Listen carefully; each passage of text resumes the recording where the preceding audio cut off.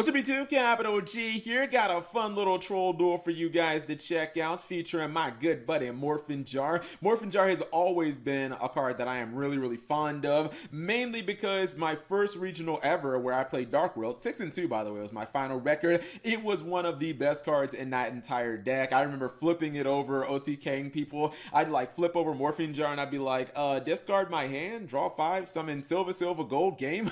It was pretty ridiculous in Dark World. And honestly, there are some people out there that think that the card has been power creeped, and I have to tell you, Morphing Jar has not been power creeped. Don't get me wrong, flip effects are slow, but not when you activate them the turn that you can actually just set them. And we now have ways of searching Morphing Jar and basically the turn that you normal summon, or we have ways of searching it turn 1. Morphing Jar has always been kind of a weird card because it is a card that has some degenerate aspects of it, as you're going to see in this duel, but it's also a practical card because you can use it in Dark World, in Danger, and stuff like that. This is obviously not one of the practical applications. This is a troll duel. So let's go ahead and roll this. And you know what the condition is. The win condition is obviously decking your opponent out. Now, I'm a big fan of 60 card deck out, but you see right here, even when you don't open with Morphin Jar, it's incredibly easy to get to because all you have to do is normal summon Spirit of the Fall Wind. I used to use this card in Prediction Princess. I think that's the only time I've ever used this card, was when I was messing around with Prediction Princess. Side note, Prediction Princess is still one of the most fun decks in Yu-Gi-Oh history.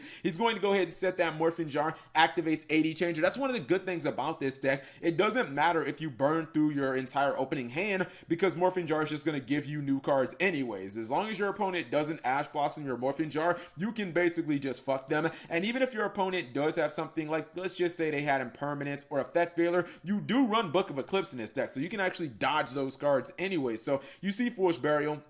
I assume he was trying to send an AD Changer to the graveyard. Now he's going to activate Card Destruction, get 3 more cards, activates Darkness Approaches. This is troll because this card is like, what, a -2 or something like that?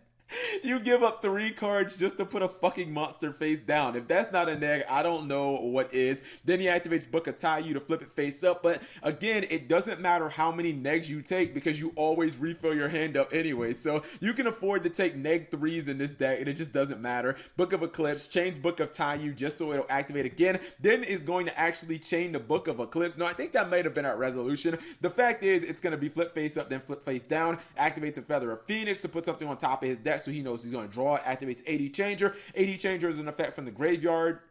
Not a lot of people have ways of stopping that, and you can see right here his opponent is down to 8 cards, and even though you will get low on resources, this is why I'm personally a big fan of 60 card deck out versions, because it just leaves no room, like it leaves no room for you to ever kind of deck out if your opponent ever has some random card that goes back into their deck, or for, you know, some type of weird reason like that. If you run a 60 card variant, there's like no chance that you can deck out. It has a lot more, you have a much wider I guess margin for error. He is going to use Morphin Jar again, hand destruction, get rid of a couple of cards. His opponent summons Dot Scrapper, but it just doesn't matter. He ends up knowing that his opponent doesn't have any cards left in his deck, so there will be no way of basically stopping this. And the thing is, that's actually kind of good about this deck. And one of the reasons that it might even be more consistent than, I guess, in past eras of Yu-Gi-Oh, even if Morphin Jar was legal, now that we have these hand traps like Ash Blossom and Joyous Spring, once your opponent uses that, and the fact that, you know, Ash is more, it sees more play than something like Effect Veiler, if your opponent uses their 1 Ash Blossom early and you still resolve Morphin Jar, let's just say you throw out the Card Destruction and your opponent uses the Ash on that, if you resolve Morphin Jar, you're basically going to win. Chances are your opponent's not going to have any other cards. Maybe you have to play around an Impermanence or something like that, but if they're not running Impermanence, then you basically just get a free pass to just do whatever you want and easily deck them out. And, you know, in this duel, he did end up with 1 card left in his deck, but it just doesn't matter because his opponent does not have a deck. So Empty Jar is definitely a deck again. And I'm thrilled because I always thought that it was a real fun troll deck. I'm going to pause for a second. I'm going to show you guys what the deck looks like. So here is what the deck looks like on paper, and actually let me go ahead and change the ban list so we don't have Morphing Jar and Card Destruction still banned. Let me do another thing. I'm just going to delete the extra deck. Honestly, the extra deck doesn't matter. You're not going to be link summoning while playing this deck. I really think you could play this completely without an extra deck, although I would say you probably should play this with an extra deck. Just throw 15 random cards. Do like what I did when I played Barrier Statues at that regionals. I put Leo Dancer and a bunch of Melodious Monsters and all types of crap in there. because that does open up the potential of using Pot of Indulgence just to banish random cards in your extra deck. But I think that it's cool that Empty Jar is back, and I was talking about Ash Blossom earlier, right? And how people think, oh, Cap, if I Ash Blossom Morphing Jar, it's GG no read. That's not true. Not only do you have ways of obviously flipping Morphing Jar back down with Book of Eclipse and the original Book of Moon, then you can flip it back up with Book of Taiyu or AD Changer, but you have so many different ways of baiting out the Ash Blossom. We saw Ash Blossom being used on Foolish Burial, which would have potentially sent AD Changer to the graveyard, but then you also have like Upstart Goblin, you have Card Destruction, you have One Day Apiece, you have so many draw cards in this deck that chances are, you know, if you combine that with like Hand Destruction, your opponent's going to Ash one of them. I honestly don't think one Ash Blossom would really hold this deck down. You have multiple ways of getting Morphing Jar back from the graveyard. Even if you have to use Card Destruction early in a turn to get Morphing Jar to the grave, it's perfectly fine because you can use something like the Shallow Grave. You can pull it back from the grave. Now, the reason that you'd want to do that is so that you can get like your book cards or, you know, something like that, so you can constantly flip Morphing Jar face up or face down, or use Card Destruction to also get like 80 changers into the graveyard while getting other cards. And the fact that Morphing Jar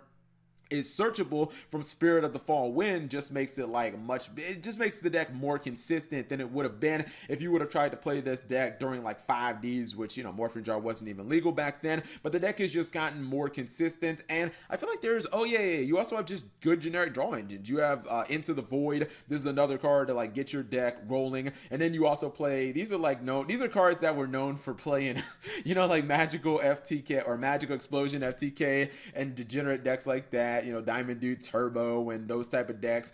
Magical Stone Excavation, Feather of Phoenix works the same in this deck. In those decks, you used to be able to hit this card off like Diamond Dude, or you really didn't care about losing advantage because you were basically playing for turn one. Same type of theory. And again, even if you do have to give up tons of cards with terrible cards like Darkness Approaches, it doesn't matter because you're always going to be refilling your hand anyways. I would personally like to see maybe this deck bumped up to like 45 cards again, so that there's no chance that you deck out. But I understand keeping it down because you do need to consistently get to Morphing Jar turn one, and that means that you do kind of need to get the Spirit of the Fall Wind turn one, because, you know, Morphing Jar is kind of the win con. Although I guess you could just, you know, you could Foolish Burial it, you could Card Destruction it, and then you could summon it back from the graveyard. But yeah, I'm just happy to see that Empty Jar is once again a thing. Anyways, hopefully you guys enjoyed the short duel. If you did, give the video a thumbs up. Thank you guys for watching. As always, subscribe if you have not already.